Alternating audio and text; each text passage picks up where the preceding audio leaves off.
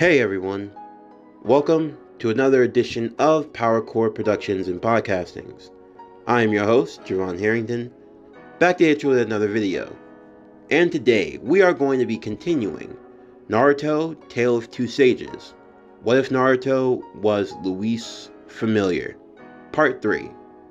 As always, if you enjoy the channel and everything else that we have to offer, then please don't forget to like, comment, subscribe, share, and hit that bell for post notifications so you can stay up to date on everything that is PowerCore Productions and Podcasting stats to come out now and in the future. As we enter into part 3 of this series, this is technically the end of season 1 of Familiar of Zero. As I'm sure a lot of you are aware of if you watch the series, there are 4 seasons of Familiar of Zero, each one divided into 12 episodes a season, with the exception of season 1 that was 13 episodes. So in typical PowerCore fashion, I usually do about 3 episodes worth of information per video. So at this point, this would mark the end of season 1. Now, going into this portion, it's not going to be as action oriented, mainly because in Familiar of Zero, while there is an overall plot, there are a lot of side plots and side stories that often end up taking over episodes themselves. So some parts will be a lot more lore heavy than others. A lot of times I will skip over or give a brief summary of what happened, mainly because there'd be no point making a whole video about it.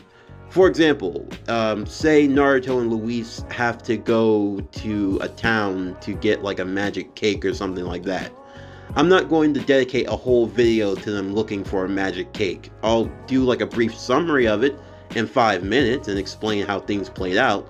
But for those type of situations, I'm going to try to keep things as brief as possible and add my own spin to the story itself, mainly because there's no reason to go into so much detail about the little things.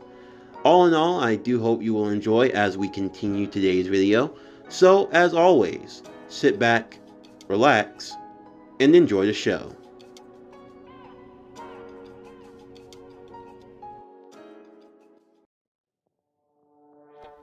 With Jiraiya now aware of Naruto's situation, there was much that would need to be discussed. Jiraiya, Naruto, Osman, the master of the academy, Mr. Colbert, Louise's homeroom teacher, as well as Louise herself, were all gathered together in his office as they discussed the pressing matter at hand.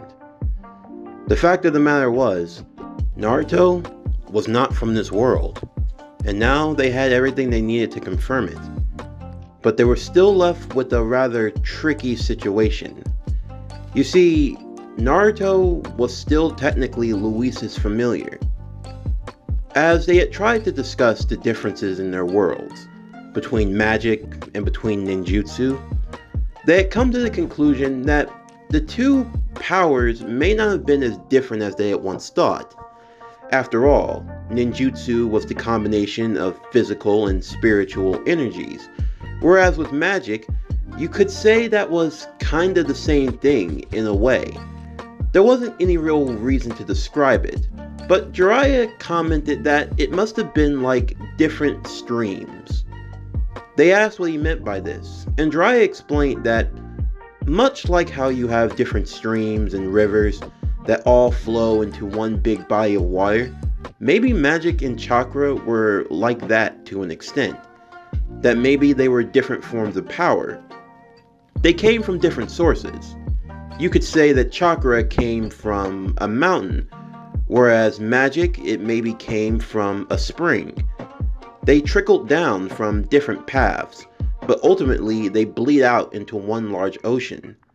Ultimately being, the line between magic and chakra may only be but so thin.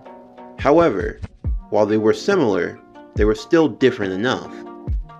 And now, the focus was on Naruto and the seal that he had on his left hand, the rune.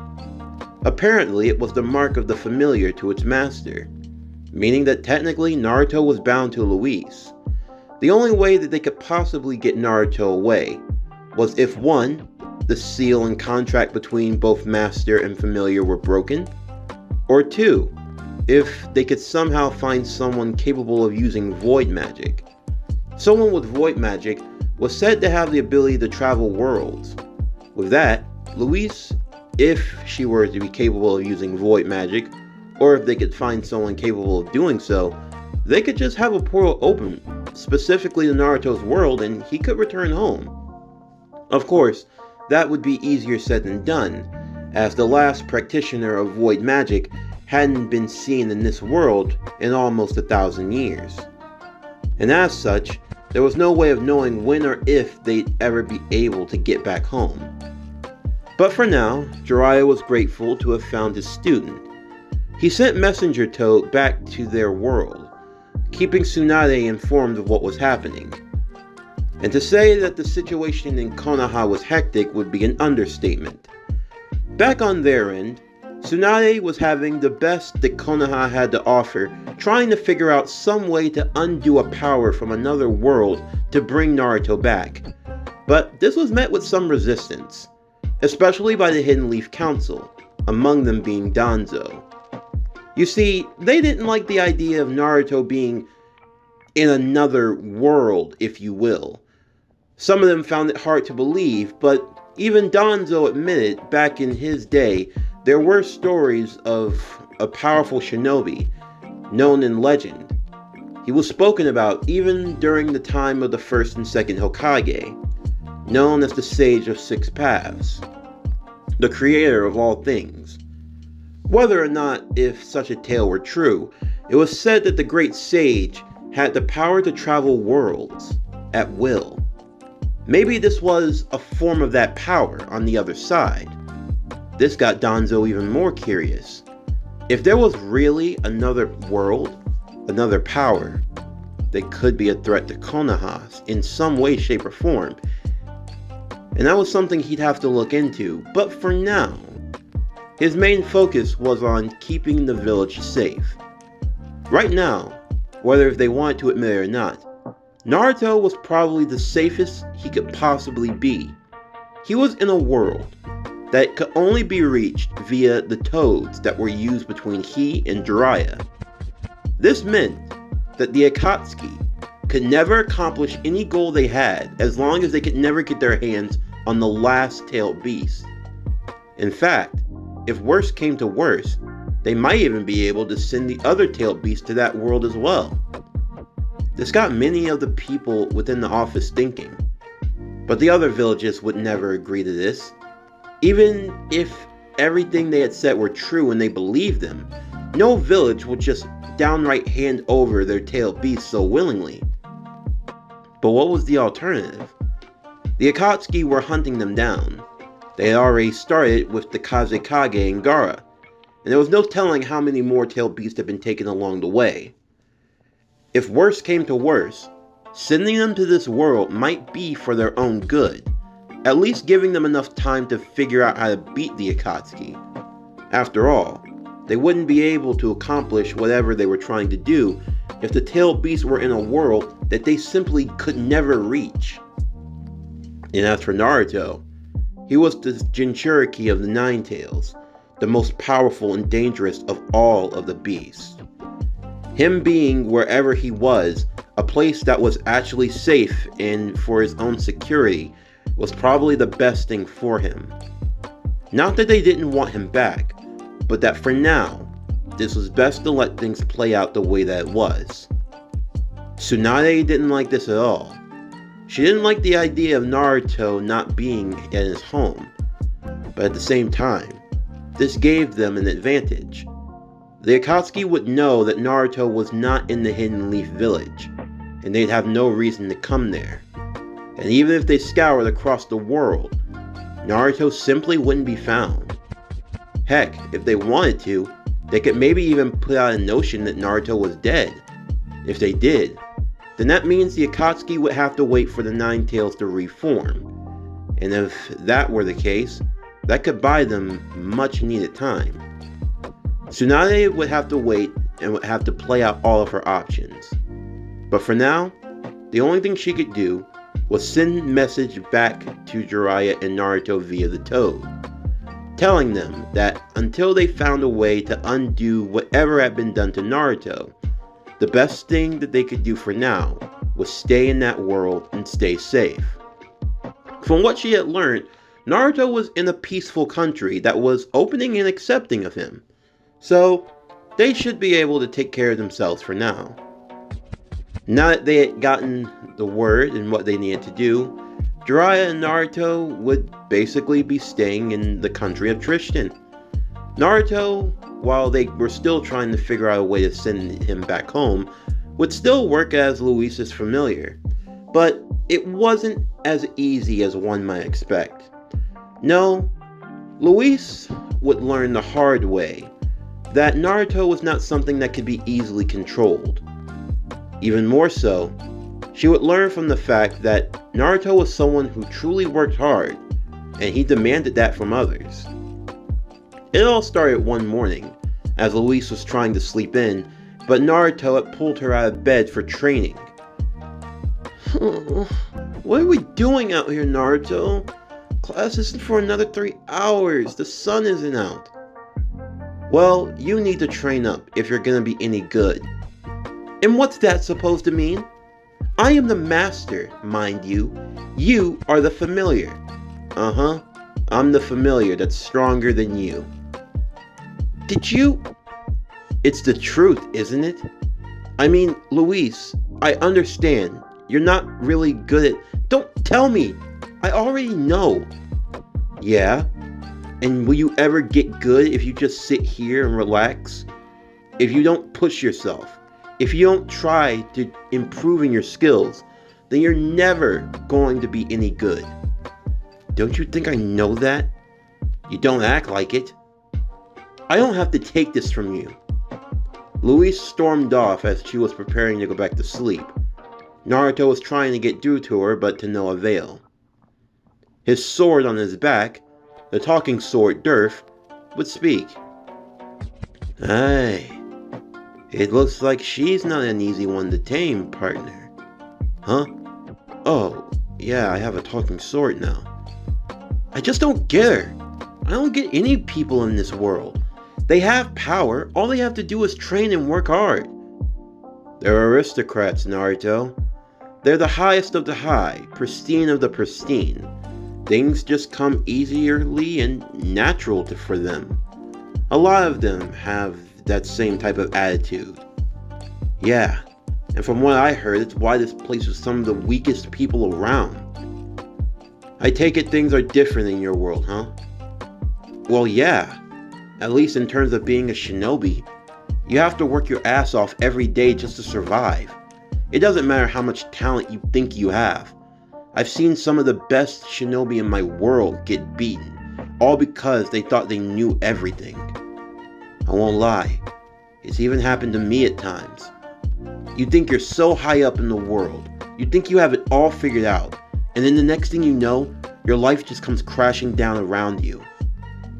So, I would like to think that in other worlds, people who have the talent, who have the means to be better, you'd think that they would work just as hard. Well, I'd hope. I mean, she has the potential to be great. All she has to do is just take it. At least, that's what I hope she can do. Naruto would, in the meantime, continue his own training. While Jiraiya was staying with him, he decided to do research in the meanwhile. One of the things he was not expecting was that this world had more shinobi gear and more equipment than he would have cared to admit, as he and Osman explored the catacombs. It was really Jiraiya's surprise when he had learned from Naruto and from Kuroshige that one of his old visual novels had actually gotten summoned to this world. He remembered having a few prototypes and one of them going missing, but when he actually learned that it got here, it filled him with a strange sense of pride but also real worry. This world was somehow connected to theirs, and stuff was just popping up here at random every time someone tried to summon something. I mean, that was all well and good, But what would happen if, just by chance, they summoned a rogue shinobi, a powerful rogue shinobi, who would be in a new world that understood nothing about his? A lot of danger could come from that. Or God forbid if they summoned a tailed beast, that thing would just run rampant. Osmond asked more about the tailed beast, and Jiraiya would explain the history of them, along with the Jinchuriki, as well as explaining that Naruto was also a Jinchuriki. This would be a big revelation for Osmond, as he had felt something was off when Naruto was first summoned. Jiraiya learned more about how it happened, and he explained how Louise performed the spell, how there were flashes of yellow, orange, and a dark crimson red, and swirls of blue and the red itself before Naruto popped out. There was a strong presence of positive and negative energies. If the positive energy was Naruto, then that meant the negative energy must have come from the Nine Tails. That could be troublesome. Jiraiya was now even more concerned for his student. There was no telling how this magic or this summoning, how it would affect the seal on Naruto, or the state of the Nine-Tailed Fox itself. It only meant he had to be even more vigilant at all times. In the meanwhile, Naruto would help Louise wherever he could. This came in the form of odd jobs and what he would have called missions in a way. One of them was helping the princess, Henrietta. She had been looking for someone who could go undercover to see if there were nobles who were mistreating the common people. Naruto and Louise would end up finding themselves working undercover at a tavern called the Charming Fairy Inn. Jiraiya wanted to attend, but for other reasons. Everything was going well for Jiraiya. There were plenty of cute girls and drinks, and they were all enamored with the man that seemed he were from a foreign land. And Jiraiya was all too eager to add to his research. However, there was one thing that was a bit unpleasant, that being when Jiraiya saw someone bending over and he gave them a nice little tap, only for the person to turn around and reveal that they were not female.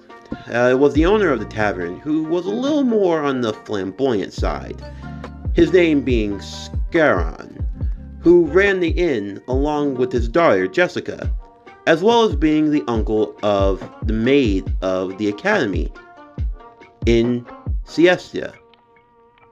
As a result, Jiraiya had mixed feelings on the matter, but still though, he enjoyed his time at the tavern nonetheless. As for Louise and Naruto, they were undercover working as waitresses.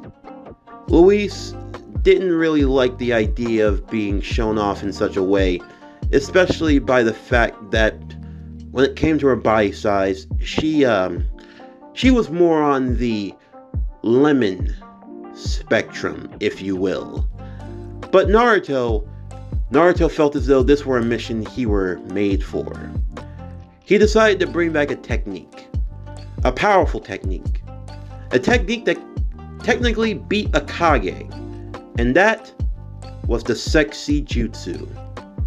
A rather bustuous and rather outgoing whiskered girl with two long blonde ponytails would start in her maid outfit and would become the center of attention, much to Louise's shock, and Jiraiya, oddly enough, encouraging the boy on even further.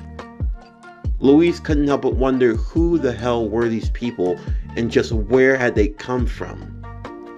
All the same, the mission was a success and they were able to weed out some corruption, Naruto proving to be someone who was a man of many mysteries. Before long, there would also be other shenanigans that came along the way, from trying to find out where a missing artifact had been taken, to Louise accidentally drinking a love potion and falling mad in love with Naruto. Although Naruto really didn't take it all that serious, there was a strange part of Louise though. Even while knowing she was under the drug, she felt as though it wasn't the drug itself.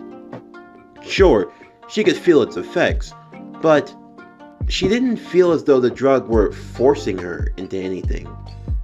No, were these her natural feelings? No, that couldn't be. She was a noble. Even if Naruto were a highly trained warrior from another world, he was still just a familiar. Maybe that was just the form of their pact that was made between them. Maybe it was the spell that made the familiar and the master so close, and that without it, they wouldn't be where they were.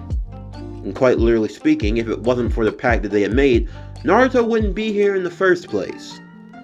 But even still, it caused her to wonder a lot about him. She couldn't help but feel as though there was this strange sense of wanting. She wanted to know more. She wanted to understand more. But at the same time, it was still a lot for her to take in. There was no way of her to truly know how she felt, but in the meantime, she would keep these feelings in check. In the meanwhile, Princess Henrietta would come with another urgent mission for both Louise and for Naruto. There was a matter of recovering something that she had written. It was a letter.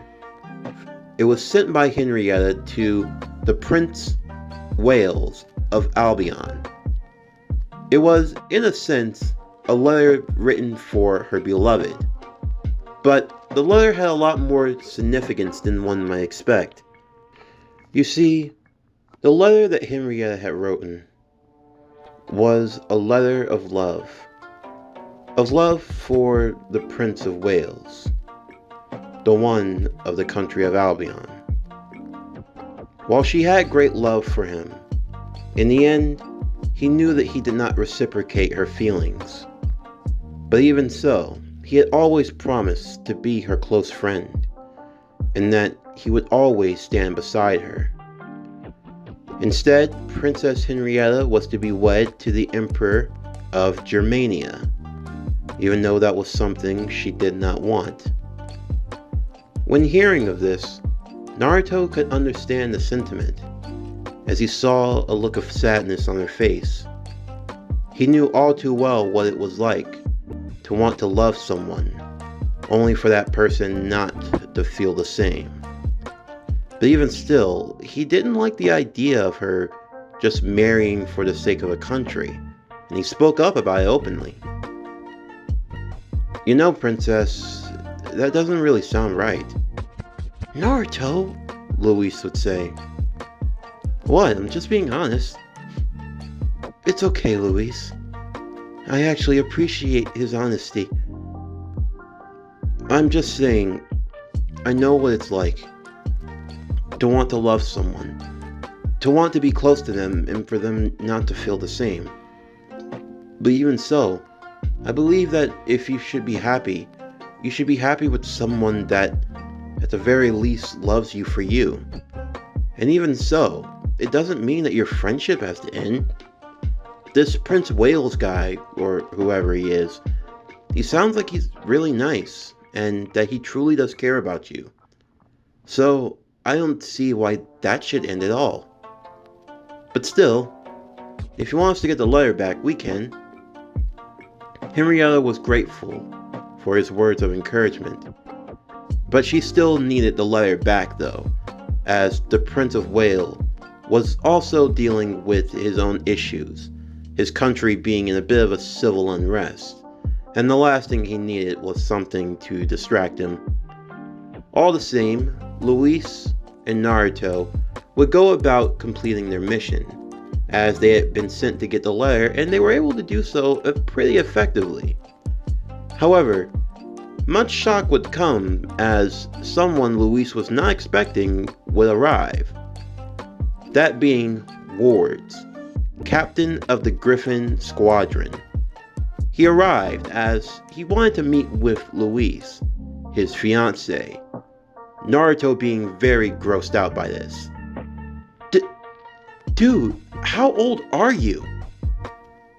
The man would comment how he was in his late 20s, and Louise, she was only around the same age as Naruto, and Naruto did not like any of this at all.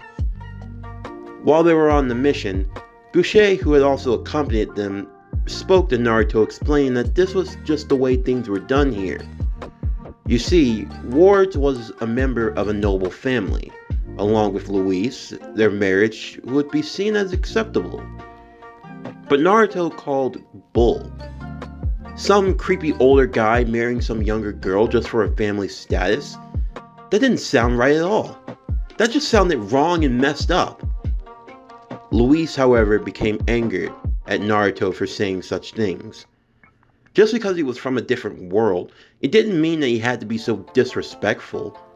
Sure, in some ways people could see it as wrong, but for her, as a noble, as someone who was looking to be in an era of prestige, this was something that was expected of her. And she admired Wards. She believed that he was everything that a man should be. Civil, righteous, caring, someone who was of the highest of status. And hearing that, it only made Naruto more and more angrier. Status doesn't have anything to do with it, Louise. It's about what's right and what's wrong. And what would you know about right or wrong, Naruto? You don't know anything about me or this world. You're not from here. You're right, I'm not. And technically, I shouldn't even care. But status, what you are in the eyes of others, it doesn't mean as much as you think. Wards was rather put off by this. The fact that Naruto could speak with such gumption. He wanted to see what he was capable of, and he wanted to challenge him to a sparring match. Louise was worried about this, as she believed that Wards would hurt Naruto to a higher degree, but Naruto was more than eager to accept the fight. Before their departure, they would set off in a private area for the match, Louise watching on a bit fearful. Wards would fight with a rapier, while Naruto pulled out Durf, his sword.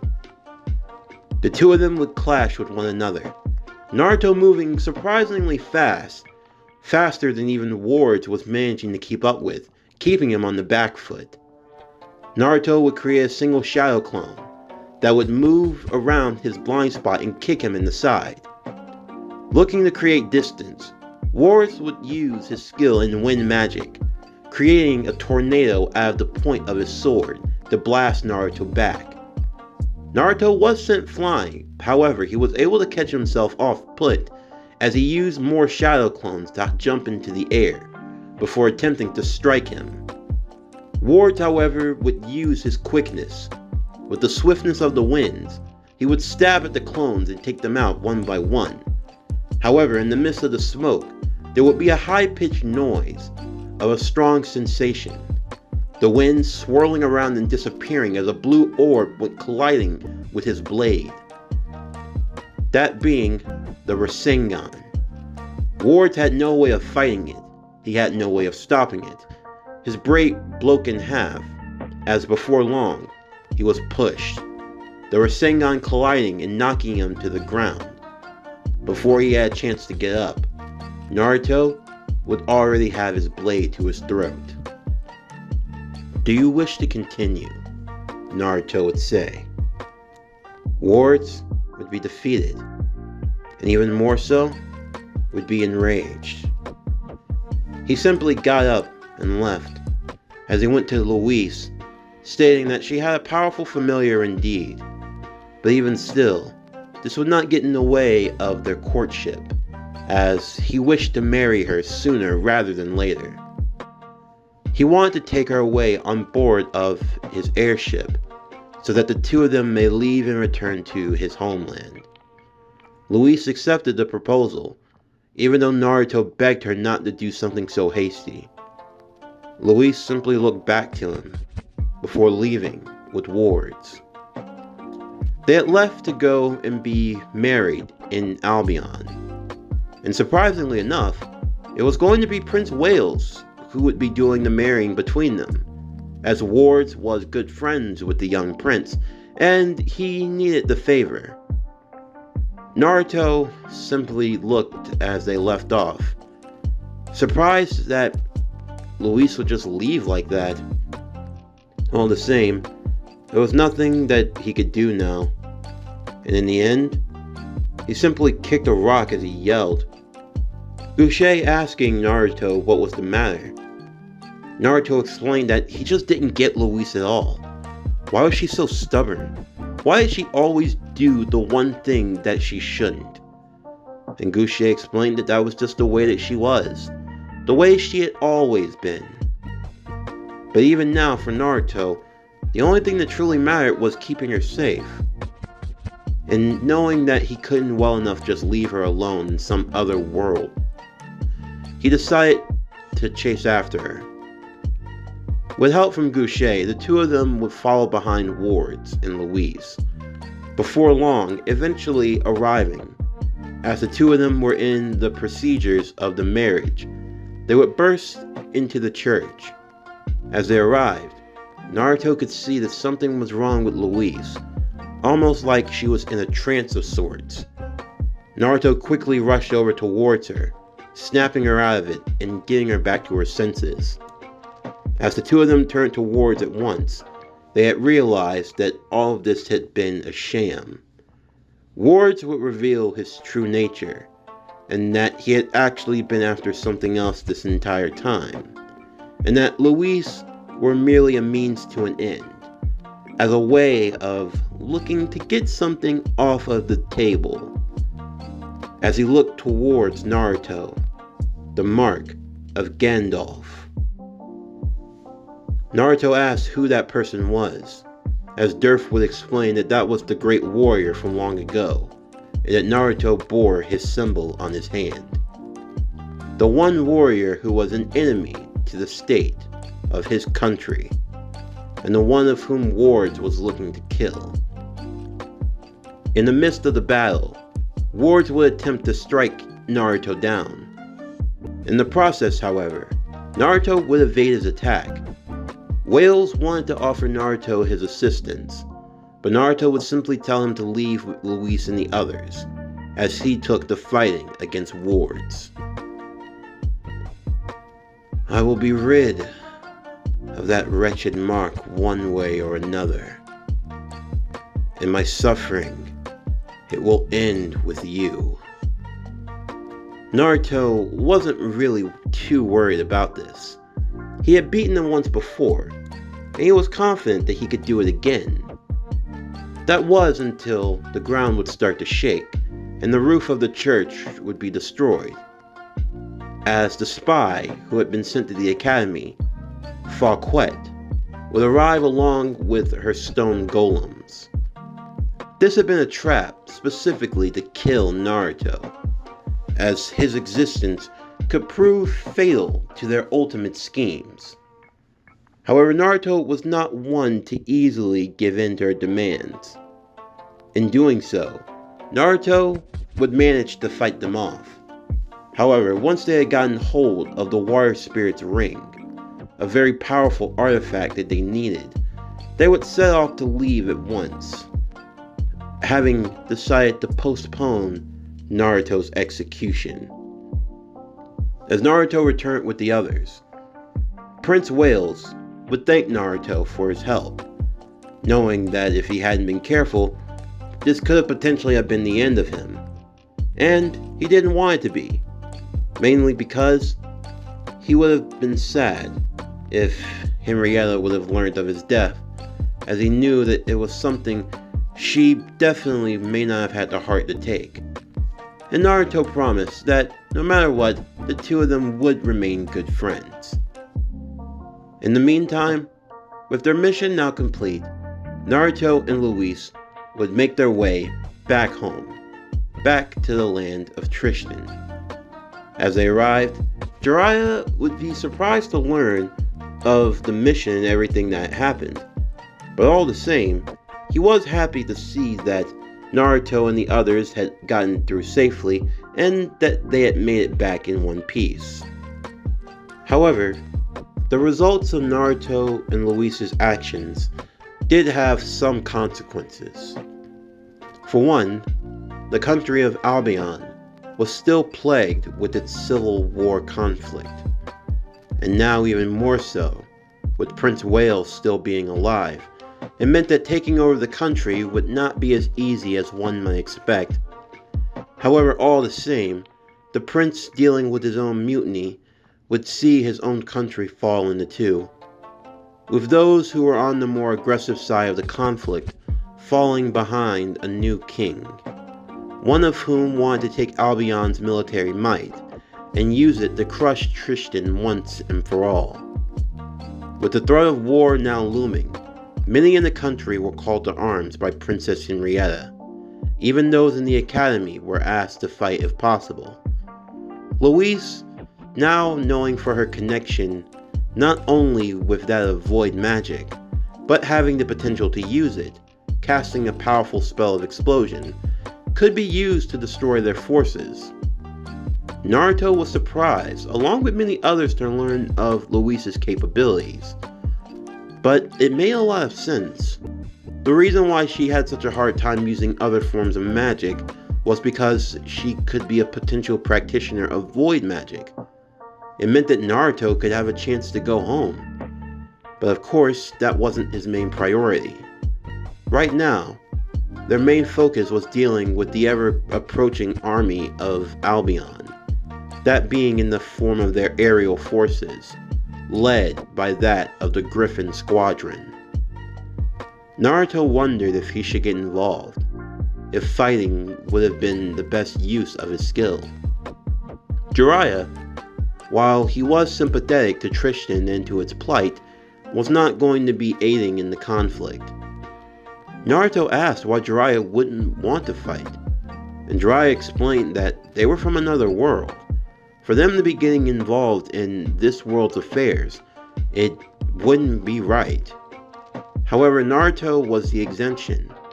He had a connection to Louise, a connection to this world, whether he knew it or not. But whether or not he was going to fight, that was up to him. Naruto pondered this over the night before. He wondered if fighting was the best use of himself. Did he really care what happened in the grand scheme of things? After all, this wasn't really his world to fight for. But that wasn't his style. Naruto had always had a longing to do what was right. After all, if someone were in need, wasn't it the job of those with the power to do something? If he didn't, could he really live with himself? What if Louise got hurt in the war, or worse? And it wasn't about whether or not she had the power to send him home. It was simply about wanting to protect her. Once he had thought it over, Naruto had made up his mind. Louise left along with Henrietta and the others, the army of Tristan looking to meet with the rogue army of Albion, waiting for their forces to arrive. The citizens were hidden away in an attempt to keep them safe from the battle. As they watched, many of Tristan's forces, attempting to fight against the forces of Albion, would find themselves eclipsed in the battle itself, as Albion held the forces in the sky above. However, a large rumbling could be felt. As they turned, they saw a large beast hopping towards them. It looked like a toad. The army became fearful, unsure of what to do, but Louise yelled for Princess Henrietta not to attack, because if that was a toad, then she had a pretty good idea of where it had come from. They watched on, as the toad went hopping above even them and to the front, and standing on top of the toad's head was Naruto. "I don't know why you summoned me here, brat. This isn't even my fight, and this isn't even the world I hail from. I know, Gamabunta. I promise I'll pay you back for it, but please lend me your power. Fine, but I want a nice, decent sake. The good stuff, none of that cheap crap. So what's the job? Those guys flying above us. Let's take them out. Understood. Water style. Toad art. Great bullet jutsu. The toad would puff its cheeks as large torrents of water went splurging out. Many in the armies were beholden to what they were seeing, as the flying griffin riders were struck down one by one. The main foot army that came charging towards them, Naruto would take the lead in that regard. Multi-shadow clone jutsu. A multitude of Narutos would go charging towards the army, before those of Tristan even knew what hit them. A battle that would have been in this army's favor, well, now it wasn't so much. Naruto had seemingly turned the tide of battle, and Louise couldn't believe her eyes. The people watching on and cheering as Naruto fought on their behalf. Wards, who was watching from a distance, along with Fauquet, couldn't believe the devastation that had come. Even with only half of Albion's military might, it should have been enough for them to at least win in this battle. Of course though, it would have been much better if they had managed to take over all of Albion, but with Prince Wales still alive, that was not going to be easy. His death would have to be at the forefront of their agenda. But even more so, it was the fact that this Naruto, the one who bore the mark of Gandalf, was still as powerful as ever. Whatever sort of sorcery he was using at his disposal, it was more than any of them could have anticipated. Before they had known it, the battle had come to an end. And with that, the country of Tristan would rejoice in victory. Louise, in the meanwhile, would rush on her horse, as the clones all dispelled, the army now in retreat, or defeated, and Gamabunta had now taken his talents back to Mount Miyaboku. Louise would arrive as Naruto looked extremely tired, as he turned back to face her. Hey, took you long enough. What are you doing? I promised that I'd work with you. So of course I wasn't just going to let you fight on your own. But why? Why help us? You're not... I'm not from this world, I know. You don't have to remind me. But does that really matter? Doing the right thing. It doesn't require any fancy power or privilege. I'm not an aristocrat. I'm not a noble. I wasn't one back in the world I came from, and I'm damn sure not one now. I'm just Naruto Uzumaki, a shinobi of the village hidden in the leaves. The one who will become Hokage. And I'm your familiar. Louise was taken aback by all of this. She wasn't sure of what to say or what to do, as she merely hid her face as it turned bright red. But she wasn't the only one impressed. As Princess Henrietta watched on from a distance, she thought more about Naruto's words. About how there are those who you can still care for, even if you can't be with them the way you want to be. But that it won't stop you from finding someone that is meant for you. She didn't know why, but for some reason, she found herself thinking of Naruto a lot more. As the battle had concluded, those who had participated and those who had fought valiantly were all rewarded with medals of honor. Naruto included, even if he was a familiar technically. Naruto being surprised that the princess kept looking at him a lot, as Jiraiya watched on in the back in approval, giving Naruto the thumbs up, although Naruto was completely clueless of the matter.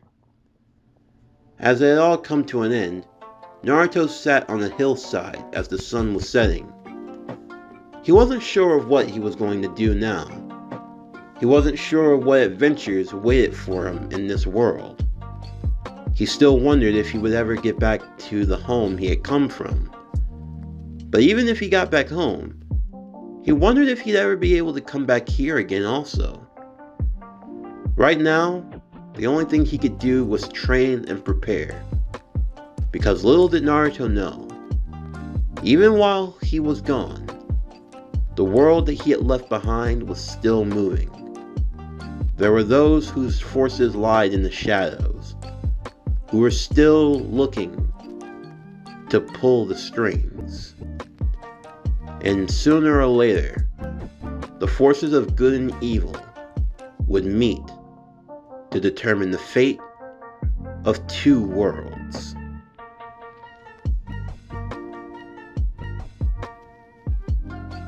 This concludes What If Naruto Was Louise's Familiar?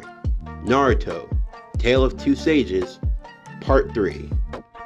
As always, if you are a fan of today's video and everything else that we have to offer, then please don't forget to like, comment, subscribe, share, and hit that bell for post notifications so you can stay up to date on everything that is PowerCore Productions and Podcastings that has to come out now and in the future. Stay tuned for tomorrow's video as we continue My Hero Academia, The Dark Knight Returns, What If Deku Was Batman, Part 3. But anyway, that's going to do it for the end of today's video. I'm Javon Harrington with PowerCore Productions and Podcastings. Signing off, and I'll see you next time.